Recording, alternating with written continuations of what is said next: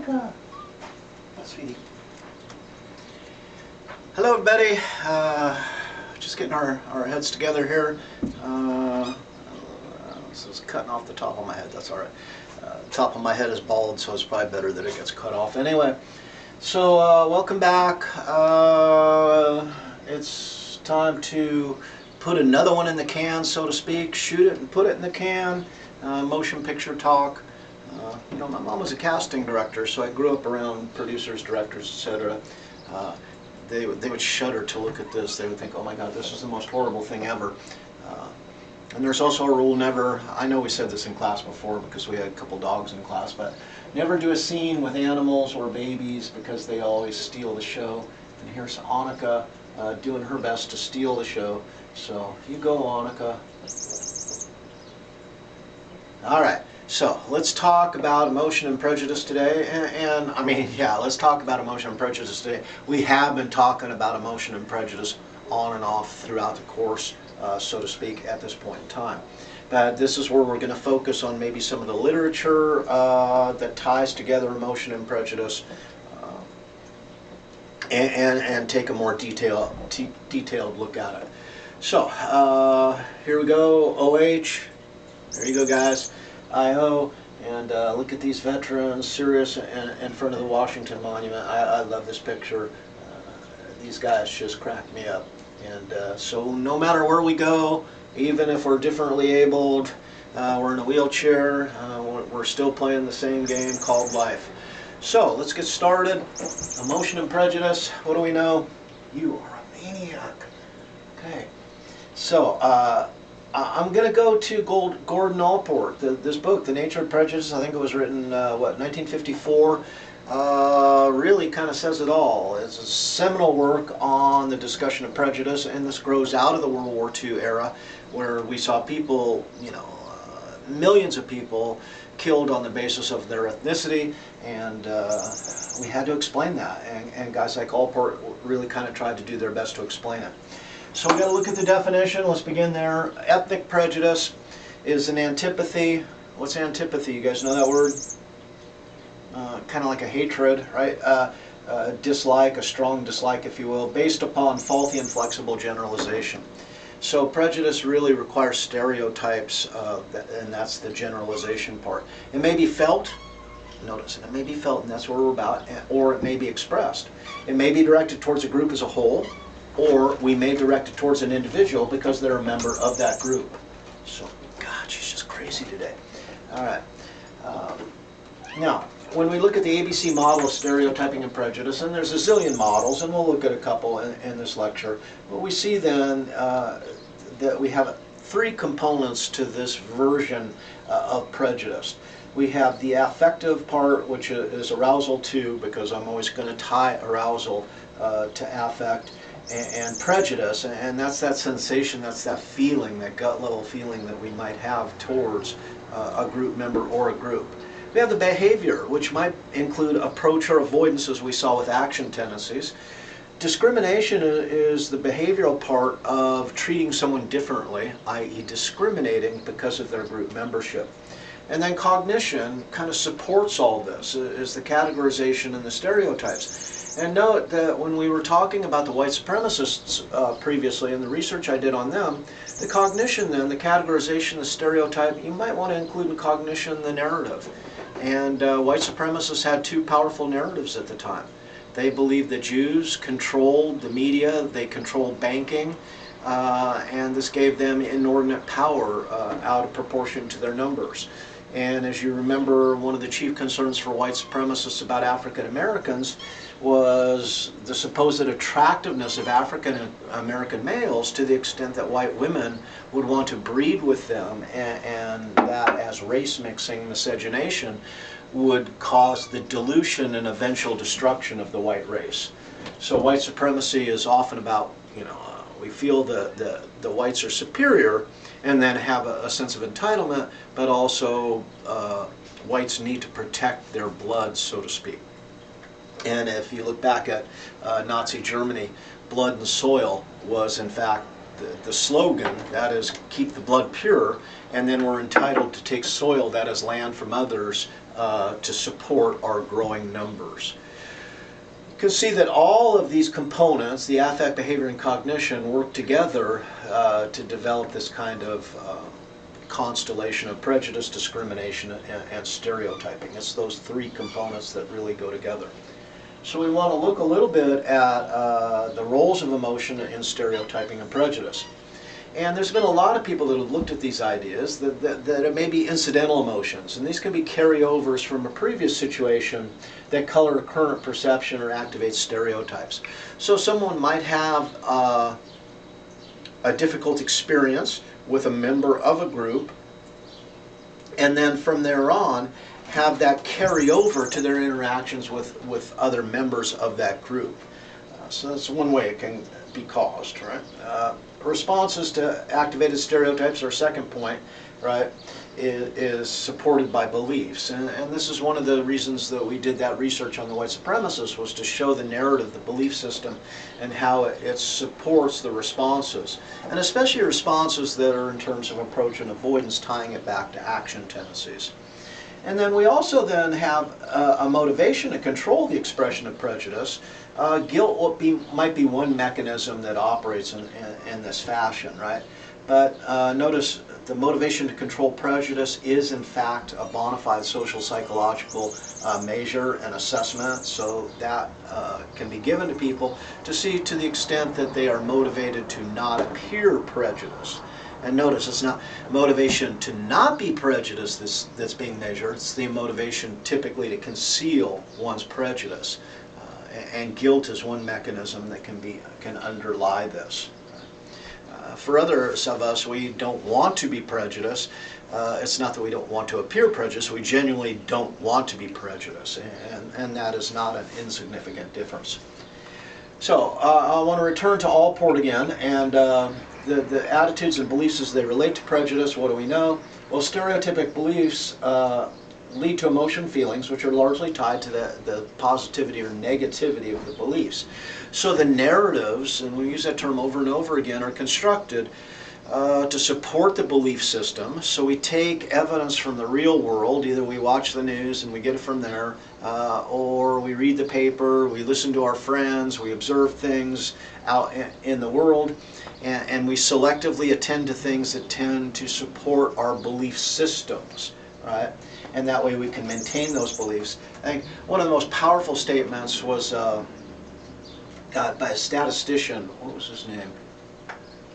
It'll come to me in a minute. But he used the term beliefs as possessions, and this, I think, is a powerful concept, that people inordinately believe that their beliefs are superior, and they treat them as valued possessions, and that will cause someone to seek out information that confirms their beliefs and avoid information that disconfirms their belief systems. And we're highly motivated to do this. Siva Kunda then in 1990 talked about motivated reasoning as a component of this. You are just going to be a star today. You are wacky, huh? Okay. Uh-oh. Here comes Emily. Maybe she's going to get in on it too. The big difference between models is the specificity of the belief system, generally valence beliefs versus specific beliefs. And notice when we were doing our research on the internet on white supremacist groups, we were really looking at kind of specific belief narrative systems.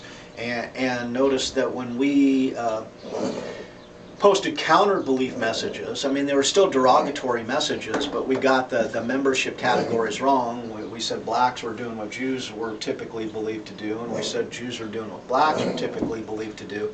Then, in fact, we were corrected in those statements. So, I think this quote, though, really hits home, and Allport is a master. He's a beautiful writer and a wonderful theoretician, right? Without some generalized beliefs concerning a group as a whole, a hostile attitude could not be sustained. And really it's that hostility that requires work. That reminds me, we have, I'm not going to do a new one this semester because we're kind of under the gun, and I don't do a new one every semester, but I'll do a lecturette, a short lecture on, come on Penelope, I do a short lecture on the featured emotion for the semester. I have 2 done, so I'm going to give those to you guys. We'll shoot those. And one is hate, right? Now I think that's the first one I've done, and it's an important one within this context, right? How is a hostile attitude, how is it cultivated, and how is it sustained in terms of hatred? But to you guys' credit, I put it out at the beginning of one semester that I had the time to do one, and they said we want hope, so we're gonna look at hope, and I think the hope one is going to be valuable for us now. So look forward to that, or not. Look for that coming in the near future. It's Penelope. Penelope's one of our 2 one-eyed cats, so that's Penelope's story. And this is actually Annika's sister. She's about twice the size of Annika, right? Anyway, let's talk about these beliefs. Let's talk about stereotypes. And one of the interesting things about stereotypes and these kind of stereotypes is often they're the basis of jokes. This will work better in class than it's going to work right now, because what I do is put up these pictures and I say, hey, so what can you tell me about my friend here, Cletus? Students in the beginning of that part of the lecture are hesitant to say anything. I got to work on them a little bit to get them to say things, and eventually people come around. The idea about stereotypes, though, is we can say a lot of things about this guy. Like I can ask you, what kind of car does the guy drive? Okay. What's his favorite beverage? What do you think his stance on dental hygiene is? Who are his closest relatives?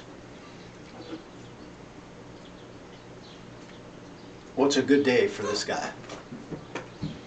And we can say things like that, and you might be cracking a smile at some of the things you say, and let's cut ourselves some slack, because here's the deal.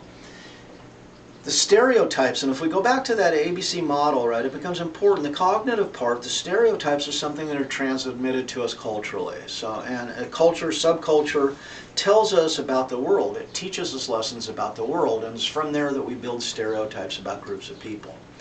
So the fact that you know a stereotype shouldn't diminish your opinion of yourself, because we all know the stereotypes. We've been subjected to the stereotypes since we were infants, and we just learn them automatically. The deal with stereotypes, though, stereotype is the cognition, but the behavior is in the form of discrimination, and the visceral reaction is the prejudice, the emotional component.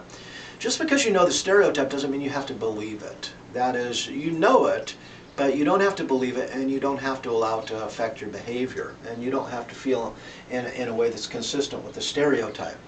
So when we look at stereotypes of Italian Americans, because that's an easy one, because obviously my name is Polifrone, and I think there's a general rule that you can pick on your own, but you shouldn't talk smack about other ethnicities. You know, we know Italian Americans. What do we know about Italian Americans? Hey, they talk with their hands, right? They talk too loudly a lot of the time. They all have relatives in the mob. These are things, they make excellent lovers. I like to throw the last one. But these are things we know to be true about Italians, but that's the story that we tell about Italian Americans, right? And so we don't have to believe it's true, and we don't have to allow it to interfere with hiring or not hiring an Italian job applicant, if you will. So knowing is not the same as behaving as if it's true, or allowing it to inform our life. And how about our buddy here? What can we say about these folks? I'll tell you what, I don't want to say anything about those folks, because I got a lot to say. Big surprise. Let's just not even go there. But notice that the basis of jokes is often stereotypes, and often when we get caught communicating stereotypic information, kind of in a prejudiced or negative fashion, and people look at us askance and say, what the hell did you just say? Remember, we can always come to the rescue by saying, just joking, right? And we can get away with it like that. So, let us then, breakfast, right? Move on here. So, people who are aware of, ashamed of their prejudice, are well on the road to eliminating them. And this is the function of guilt, right? And kind of self-censorship, and that we catch ourselves sometimes saying something prejudiced or feeling something prejudiced. Or like my Uncle Bob. And my Uncle Bob was played in the Army Air Corps Band in World War II. They were stationed in Santa Ana, California, of all places. My Uncle Bob played saxophone. My dad was playing saxophone and clarinet in the band. They became best friends, and so my Uncle Bob isn't my uncle. He's my father's best friend. But families were so tight that he was my uncle. And I remember one time I was at his house in Fortuna, California. He got out of the service. He became a chiropractor and had a nice little practice up in Northern California. Fortuna was a town of about 3,000 people, right, Penelope? And I remember working in the garden one day with Uncle Bob, and he looks at me, and he wanted to talk. I could tell, and he was talking about stuff, and he liked to be philosophical. And he said, you know, and I don't know how it came up, but it came up anyway. And he said, it's strange because when I see a black man and a white woman, a mixed race couple, walking down the street, let's say hand in hand, he says, I react to it. He said, I notice it, and I react to it as if it's different, right, than a couple holding hands somehow. And he says, and I really don't like that I do that. And he said, and I shouldn't do it. But he said, the visceral reaction just comes. It just happens. But then I use my mind to overcome that idea that there's anything abnormal, wrong, or any kind of evaluation of it. And I thought, well, that's interesting. And yeah, sounds good, Uncle Bob. Now, how does this work, though, when we talk about cultural training, subcultural training, or intrafamilial training? And one of my favorite people on the planet was my cousin Robbie, Uncle Bob's son. And Robbie was, I don't know, 3-4 years older than me. He was an Eagle Scout. He hunted, he fished. He had a Dodge Super Bee car. He had a Jeep. I mean, everything that's bitching in the world for a young man, Robbie did. And Robbie was at the age of Vietnam because he was a couple years older than I was. And he got his draft notice, and it said, hey, you're going to be drafted. So what did he do? He said, I want to make my own selection. I don't want to, let's say, be drafted into the Army and necessarily the infantry. So he went down and he joined the Navy. And he joined the Navy, and he spent Vietnam X number of leagues under the sea. He was on a nuclear submarine as a radar technician. Good choice. Well, Robbie met an awful lot of African Americans in the service, which he didn't necessarily meet in a very white Fortuna, California. And I remember one time they came into San Diego, they came into port, and I had arranged to meet up with Robbie just briefly because he only had a couple of days. He was going to do a bunch of stuff, but then I met his boat mates, and I think they're boat mates on a submarine. I think they call it a boat, not a ship. But they all, and almost all these guys are black. And they say to me, we got to tell you about your cousin, buddy. And I'm like, what do you got to say about my cousin? And he says, we call him the reverse Oreo. And I'm like, trying to, and he said, this dude is white on the inside, white on the outside and black on the inside. And it just made me laugh. But my point is that Uncle Bob raised Robbie and his daughter Judy, right, to appreciate others and to diminish their prejudice. And as a generational exercise, we see that we can actually erase the negative effects of these things to the extent that we no longer promote them. Now, the scary issue about this is you look at Stormfront, that website that we researched, it had a kids corner. Yeah. And that's scary because what they're attempting to do then is to ensure subculturally that the children, that they maintain their white supremacist or white separatist stance and indoctrinate, or educate the children, if you don't want to use that kind of a laden word there. So, a little humor just for a minute here. Rules of emotion and prejudice. You look at this. Never mind. So, let us then talk about prejudice. Let's talk about emotion, but I just put in another picture here. Remember the woman, the bicycle rider who flipped off Trump's motorcade? She got a little heat for it, right? And the picture hit Twitter, etc. Her name, Julie Briskman. What do we know about her? Well, check it out. Buckeyes are everywhere. So Briskman, a 1990 Ohio State graduate, former Lantern police editor, said the photo on her on a bicycle next to the fleet of black SUVs was unplanned.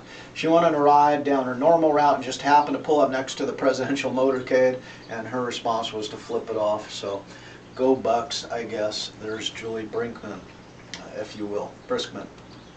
So let's return to the ideas. Actually, let's cut right here, and we'll come back for part 2 in just a moment. Does that sound okay with you, Penelope? Penelope?